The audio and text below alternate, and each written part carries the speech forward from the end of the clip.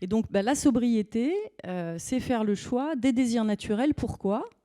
Parce que c'est des désirs qui, comme dans la nature d'ailleurs, retrouvent naturellement leur équilibre.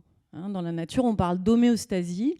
Eh ben, les désirs naturels, normalement, quand on a faim, on contente sa faim et on revient à une satisfaction, un équilibre.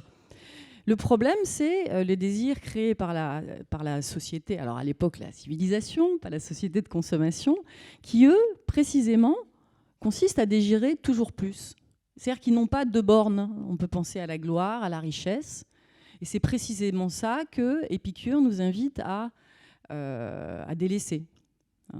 Mais derrière, alors ça c'est assez connu, je pense, cette dichotomie entre désir naturel et vain désir.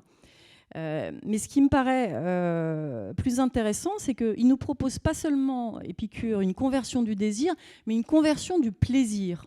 Et c'est là que je voudrais insister. On est dans une société où le plaisir, pour nous, c'est la recherche de l'intensité. Hein, vous parliez de la publicité, elle cherche à attiser un désir de jouissance. Hein.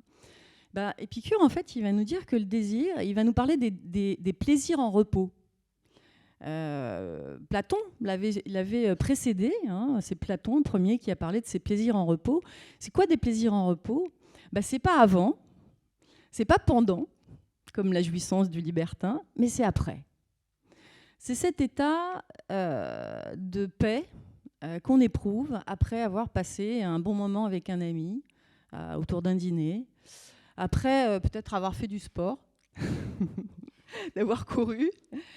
On sent bien cet état de relâchement. On parle de détente épicurienne, de tout l'être. Et ce qui est finalement goûté, le plaisir qui est goûté, c'est pas l'intensité, c'est la saveur, ce que ça laisse. Et ça, c'est très différent, parce que cette saveur, on va pouvoir la mobiliser à l'avenir, c'est un trésor, c'est une richesse, et on n'a pas besoin du coup d'enchaîner sur d'autres plaisirs. Il nous dit, goûtez la saveur.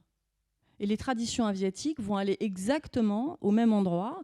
On pourrait parler de la Bhagavad Gita hindoue, hein, ce texte qui nous parle du détachement. Il nous parle d'apprendre à goûter la saveur des choses, c'est-à-dire une fois qu'on a éprouvé un plaisir, le goûter et le goûter pleinement.